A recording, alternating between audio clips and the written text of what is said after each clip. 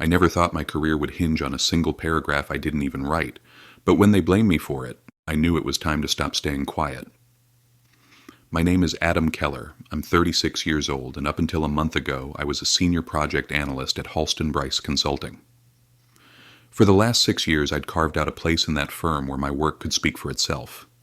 I was the guy who didn't miss deadlines, who cross-checked every figure twice before including it in a report, who quietly fixed other people's slip-ups without broadcasting it. I wasn't flashy, but I was reliable, something rare in a firm that prized charisma over consistency. Things had been changing lately, though.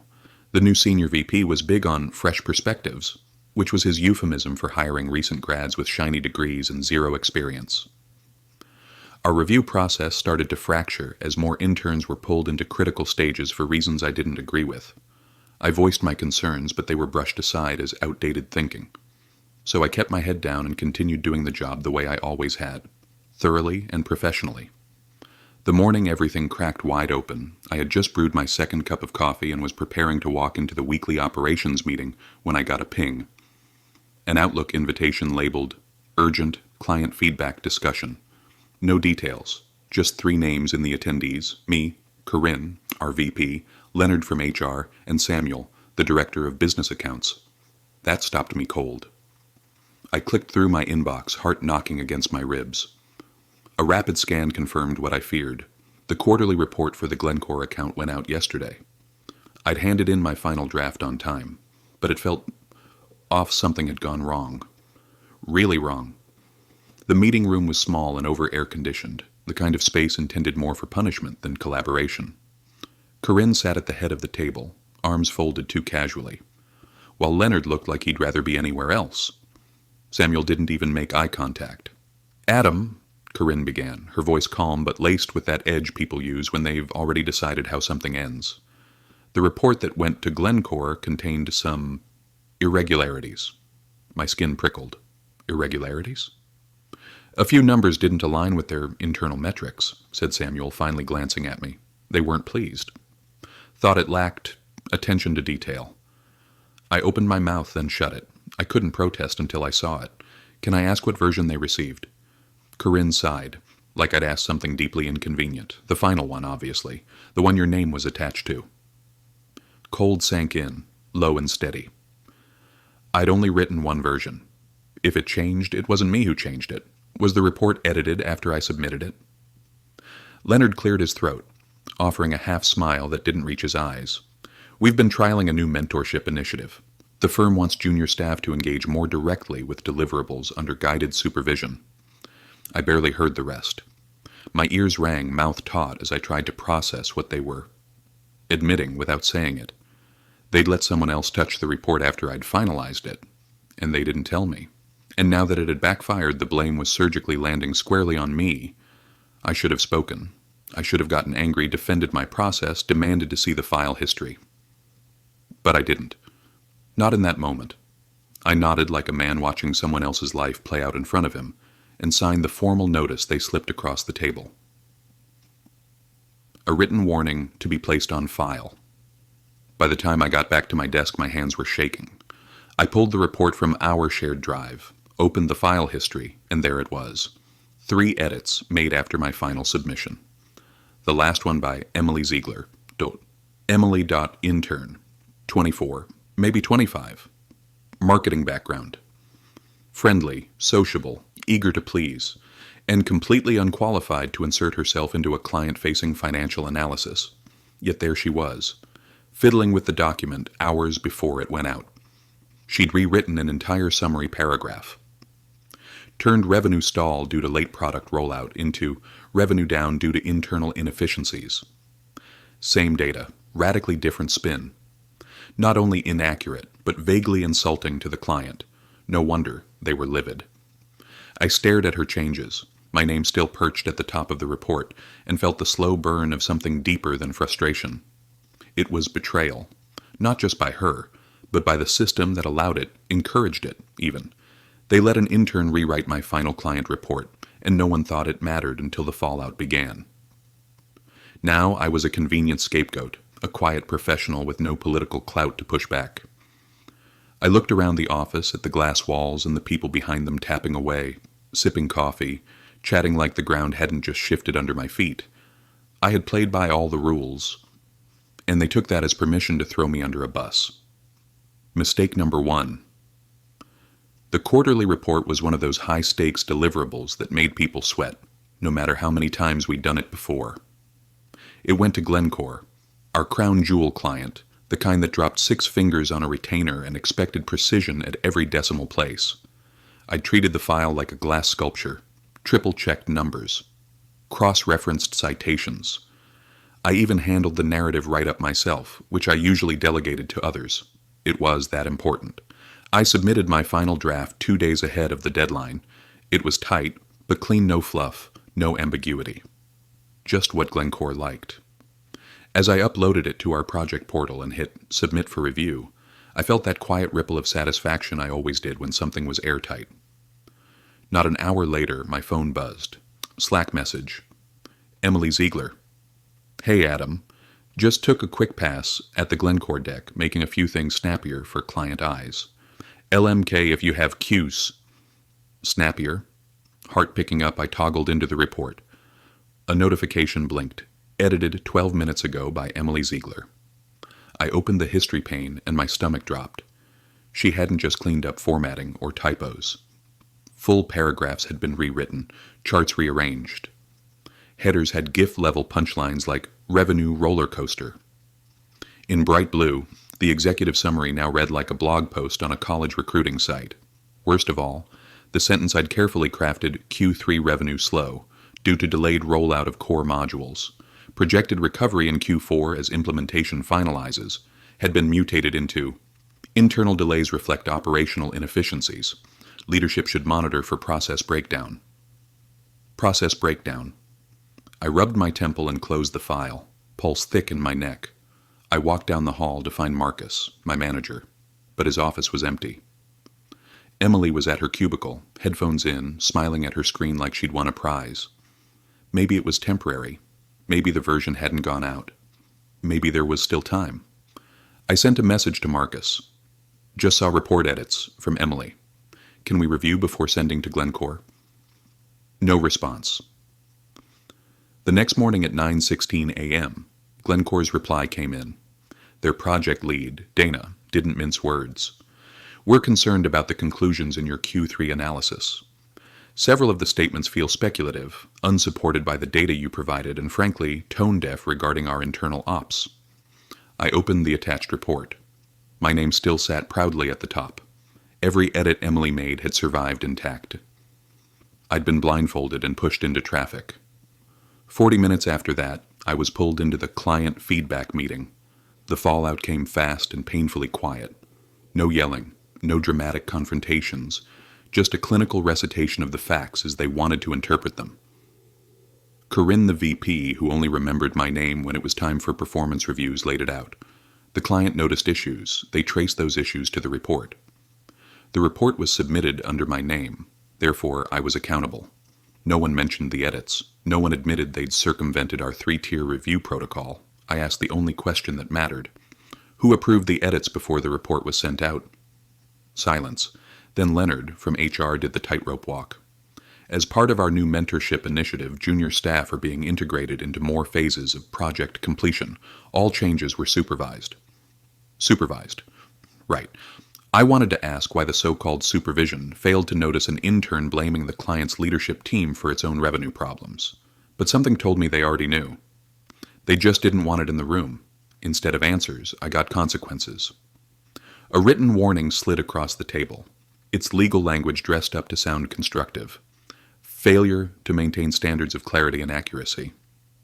I was told it would be on my record for the next 6 months, pending performance improvements. I didn't fight it, not then. Walking back to my desk felt like wading through fog. Around me, coworkers typed, chewed gum, scrolled TikTok on muted screens. I sat down, unlocked my monitor, and stared at the Glencore file, now frozen in its final doomed form. I'd always believed the work would speak for itself, that if I hit every mark, someone would notice.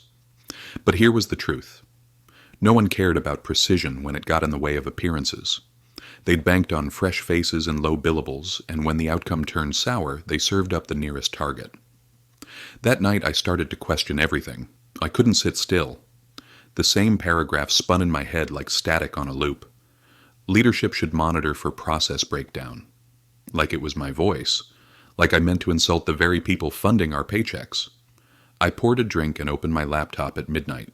I pulled up my sent folder, then started tracing the breadcrumb trail of emails, pings, and approval logs. There had to be something, an explanation, a sign that I'd missed some critical step. Then I saw it. An email from Marcus to Emily, sent the same day I submitted the final report. The subject line read, "Final Glencore file. Have a go." The body? Just one sentence. "Have some fun making it pop. He's too stiff anyway." My stomach turned cold. This wasn't carelessness. This wasn't one intern overstepping. It was planned, encouraged. Someone with authority decided I was the safe one to pin it on. My finger hovered over the delete key, but I didn't press it. I flagged the email, saved it as a PDF, and sent it to myself, because that was mistake number 2. I stared at that email for what felt like an hour, rereading those 11 words over and over again. Have some fun making it pop. He's too stiff anyway. It didn't even try to hide the intent. Not an instruction to review, not to assist. A green light to rewrite. A dismissal of both my work and me. After everything I had done to shore up that report, to anchor it in defensible logic and nuance, it had been handed off to somebody who thought emojis belonged in financial summaries. They wanted cheap enthusiasm over proven competence. I guess that's fine if you're training a mascot, not delivering to Glencore. But what cut deeper than Emily's edits was Marcus's smug little shorthand. Too stiff anyway. It washed away 6 years of consistency with 3 smug syllables. Worse still, it told me exactly how they'd been talking about me behind closed doors. And if this is what they said in an email, I could only imagine what was said aloud. I sat in the dark next to my half-empty whiskey glass, staring at myself reflected faintly in the laptop screen, an afterthought. That's what I'd become. Reliable until I wasn't convenient. And the moment a mistake needed a nameplate, mine was close enough. I always believed it wasn't personal, that poor decisions in business usually came from ambiguity, or pressure, not intention. But this wasn't a passive accident. The thing that kept replaying in my head wasn't the ruined report or even the faux meek smile Emily gave me as she hung around the coffee machine the next morning. It was knowing Marcus made the decision, not just allowed it, initiated it. And he was still walking around with his reusable mug and Patagonia fleece like he hadn't tanked a $6 million account because he wanted a marketing major to sprinkle adjectives over a performance analysis. Something clicked in my head like a door unlocking. I suddenly wasn't sad or confused or anxious. I was sharp, awake, alert. All that time I'd spent wondering if maybe I had slipped, if I was just becoming obsolete, evaporated. I hadn't failed. I'd been positioned, and now I knew it. I couldn't fix Glencore's perception overnight, but I could fix the part that mattered most to me, the truth. I deserved to be judged on the work I actually did, not the clown show alter ego they'd slapped my name on. And if the people above me couldn't or wouldn't tell that truth, then maybe that truth needed a longer reach. I opened up the versioning log in SharePoint and began comparing Emily's edits to my draft, line by line. I was methodical about it. Highlighted her changes in one column, then marked whether they introduced a factual error, removed context, or changed the tone inappropriately. There was no commentary, just facts. At the end of the 38-page document, I had 37 entries, nearly one per page. Then I added the timestamp of her edits, and the email Marcus sent authorizing her to have a go. I wasn't building a case, I was writing a record. I kept everything dry and neutral, choosing the language I'd always trusted. Professional, precise, and unbothered. If Marcus and Corinne wanted to hang a failure on me, I wanted the contrast to be blindingly obvious. I zipped the original report, the modified version, and the annotated comparison into a single file. Took me a few hours to triple-check it all, but I didn't feel tired. I felt clear. Right. And then I opened Outlook. I pulled up Dana Gillespie's contact the Glencore lead who'd sent the initial rebuke. I didn't know her well, But we'd spoken during previous projects. I always got the sense she was just as allergic to BS as I was. I typed up the message with careful restraint. "Hi, Dana. I hope you're well. I understand there were concerns regarding the style and conclusions of the Q3 report you received. I wanted to take a moment off the record, if necessary, to share the version I originally submitted prior to internal revisions. My intent is not to assign blame, but to offer clarity, especially if anything in the final version conflicted with your expectations. Attached for transparency are the originally submitted draft, the final version sent to you, a short document noting the differences. I'm happy to take questions about any of the content. Regards, Adam Keller." I paused before sending. This wasn't rage. This wasn't vengeance, not outright. It was me restating who I actually was, one last time, to the only party that seemed to value integrity. I would let the facts speak in the silence my own company had tried to fill with neon headers and half-truths. I copied my personal Gmail into a blind BCC, hit send, and closed the laptop. That was the first full breath I'd taken in days. Monday came. Nobody knew anything. At least they didn't act like they did. The morning stand-up meeting dragged on with Marcus cracking his same lame jokes and Corinne going on about streamlining post-delivery communication. Business as usual. Emily wasn't in the office that day. She was probably off getting praise for her creativity on another poor soul's report. Or maybe she was in one of those free lunch intern mixers they held on the rooftop. Those events where Marcus loved to show up and remind the interns that their fresh takes were what this company needed more of. I sat 2 chairs from him during the meeting. He didn't even glance at me. No tight-lipped frown, no artificial pleasantries, just complete ignorance. A man who believed the bullet had already passed him. That suited me fine. After the meeting, I started laying the rest of the foundation. I knew better than to send evidence once and assume that would be enough. Emails vanish. People deny. Timelines blur. So I made sure I left a trail, lighting up the whole path. Step 1. Backup. I copied everything, the email to Dana, my draft report, the redlined comparison onto a secure flash drive I kept in my wallet. Old school paranoia maybe, but I preferred not to rely too heavily on cloud storage when what I had could rip the underbelly out of a project worth millions. I also saved digital duplicates to an encrypted folder on a personal drive at home, everywhere I could think of, really. Step 2. Verification. I called a friend of mine. Well, acquaintance might be the better term, named Julian, who used to work security infrastructure before jumping ship to join a data compliance startup. He owed me a favor from back when I'd helped his team untangle a mess of regional outputs for a logistics chain merger. I asked casually how SharePoint logs email timestamps and whether internal administrators could tamper with document histories. He laughed and said, "Not unless your IT guys moonlight as auditors for the Pentagon." That was good enough for me. Step 3. Anticipation. I drafted versions of possible responses. I crafted a clean follow-up to Dana in case she went silent. I wrote a tactful version for HR in case they somehow dragged me into another meeting about alignment. I didn't want to be cornered by surprises. Then I waited. The first real sign came Wednesday afternoon. I got a chat ping from Marcus asking if I had a moment. He never messaged me directly unless he wanted someone to take over a late-night slide deck after an account manager flubbed a strategy call. I didn't respond immediately. I wanted him to wonder. 5 minutes later, he emailed me. Subject line: "Quick catch-up?" Right. Not, "Hey, not urgent, not issue." Just vague and polite and designed to sniff out whether I still considered myself part of the herd. I replied one sentence. "Sure. Let me know when and where." 30 seconds later. "Let's do my office?" I walked in casually, keeping my expression unreadable. He gestured to the chair across from his desk like he was granting me an audience. "So, how's everything?" I blinked slowly. "Fine." "This thing with the client," he said. It came up in reviews with leadership." He scratched the back of his neck. "There's talk they might request, tighter oversight protocols. It's a little vague right now, just thought you might have some insight." Some insight.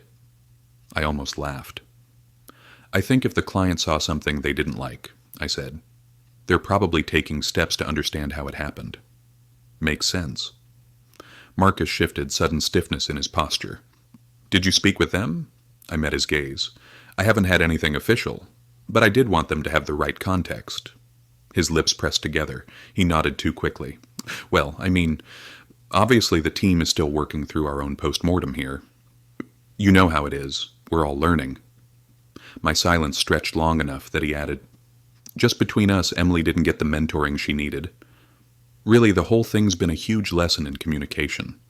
So now he was deflating the whole thing into a learning moment. Rewriting history in real time. I didn't bother to correct him. When I didn't jump in with reassurances, he continued, That said, I hope you know your work's appreciated. We've always counted on you, Adam. My mouth twitched. I nodded once. Thanks for saying that. I left his office without further comment. I didn't need to argue. I had already said what mattered to the only party I cared about. And from the sudden tightness in Marcus's voice, I could guess something behind the curtain was moving. That evening at home, I got another ping, a reply from Dana, short, clean. Thank you for this, Adam. I appreciate the transparency. We may follow up shortly. No signature block. No legal disclaimer from their end. Just enough words to confirm relevance, but not enough to tip their hand early. Something was happening. And no one knew it had started with a coffee-stained whistleblower sitting quietly through their Monday check-ins, listening to them pat themselves on the back. 2 days later, I got the call. Not an email, not a Teams message, not a vague calendar invite, a real call. My personal phone lit up while I was eating lunch in my car, parked in the $7 lot across the street, because I couldn't stomach another awkward sandwich in the shared kitchen, pretending nothing was wrong. I didn't recognize the number, but something in me knew. Adam Keller, the voice asked, clipped but calm. Yes. This is Samir Patel, Director of Operations at Redmark. We received your email. I had some questions. He didn't waste time.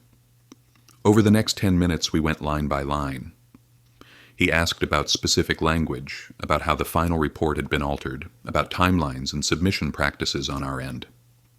He was measured and professional, but there was a heat under his words. He wasn't bothering to hide. When I walked him through the bullet points I had documented, there was a pause on his end that only lasted 2 seconds but felt like a dropped hammer. He said, Yours showed you understood our business. The one we got made us feel like we were being handled by interns. I kept my tone even. That version reflected some last-minute edits I wasn't notified of until after delivery. Another pause. Understood. He thanked me and ended the call. I stared at my dashboard for a long minute, heart drumming louder than it should have been. I sat there wondering what they'd do now, how long it would take, if anything at all would come from it. Some clients just sigh and move on, and some clean house. Apparently Redmark fell into door number 2. By Friday, we were called into an emergency team meeting. Marcus stood awkwardly at the front of the room while someone from legal joined the call just for formality, and every manager's camera was conveniently disabled. Marcus began with a reminder about professional expectations and client-facing integrity. Then, one by one, we watched him fumble through a vague recap about how Redmark had decided to reevaluate the scope of our engagement following recent quality concerns. No one pretended not to understand what that actually meant. The contract was gone. That account, the one that made up nearly 30% of our division's annual revenue, had disappeared overnight, the ones who saved us during the last budget cycle. Gone. There were no questions. Just stunned silence. I kept my face neutral and stared at the calendar invite on my screen like it held secrets I still hadn't seen. Later that afternoon, HR sent out a development update. Olivia, one of the VPs who had overseen the report chain, was stepping down to pursue new opportunities. Emily's profile vanished from the intern portal. Her email bounced back by 4 p.m. No formal acknowledgments. No long goodbye. Threads. Just digital silence, like they'd never existed. At 5:30, I was gathering my bag when my own manager, Trina, stopped by my desk. She smiled too much. The kind of too-long smile people wear when they're trying to diffuse something they don't control. Tough week, huh? I didn't answer. Listen, no one's blaming individuals here. Sometimes accounts just shift gears. It's unfortunate, but not uncommon. I raised an eyebrow. Is that the internal directive? She gave a quick laugh like we were sharing something intimate, something that made us co-conspirators instead of collateral. Hey, I just want you to know management sees your value. Really, we're lucky to have you.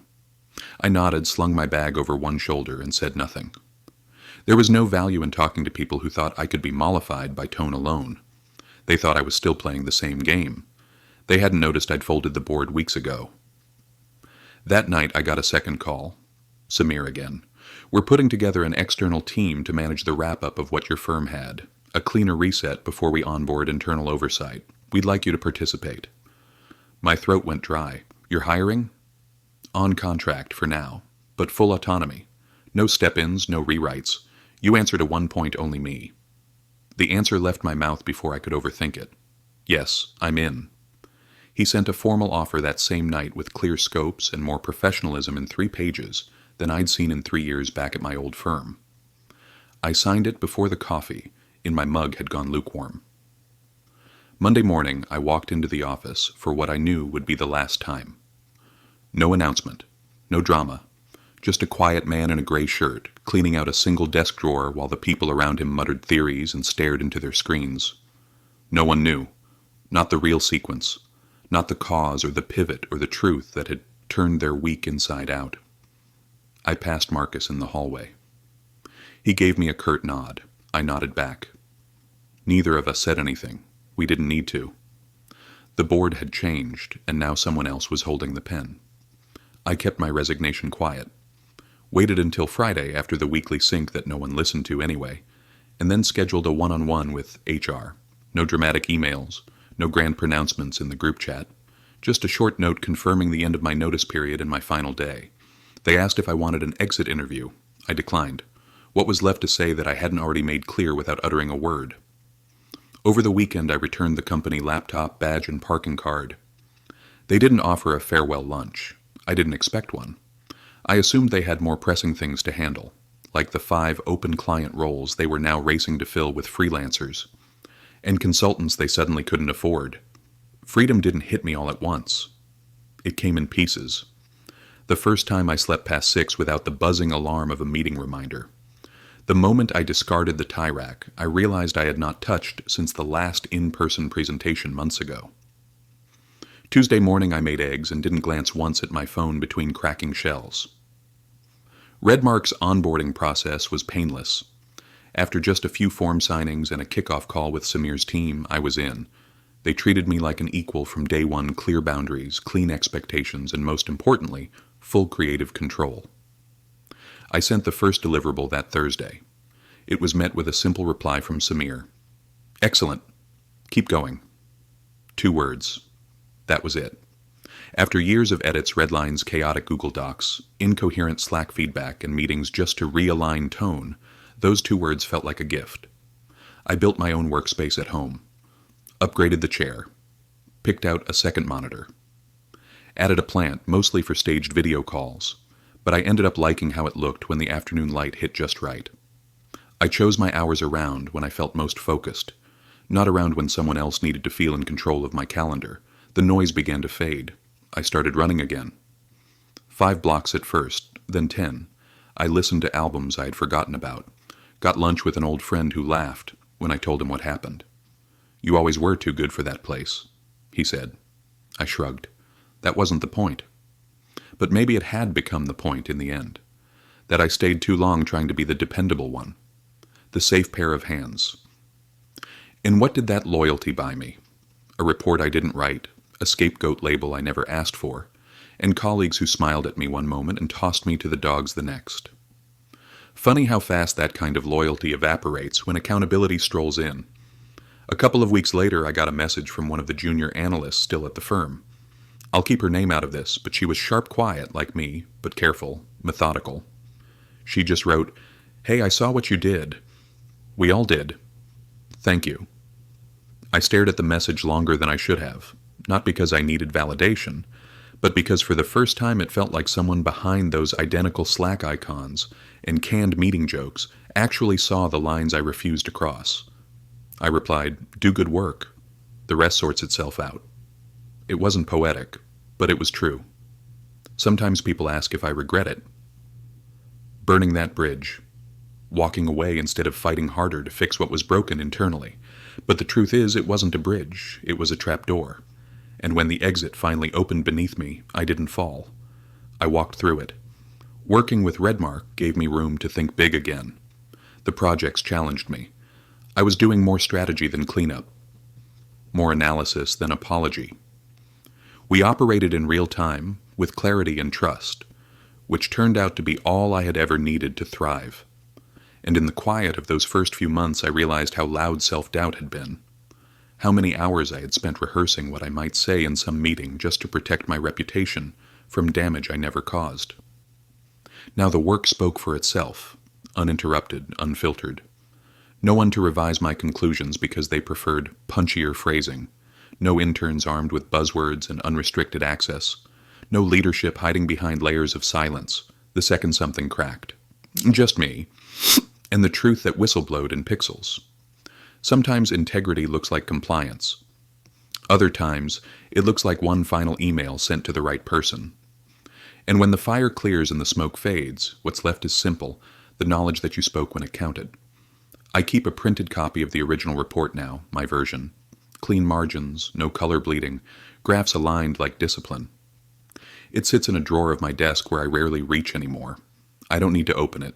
Just knowing it's there is enough, because in the end that was all I ever wanted. To be heard, without edits.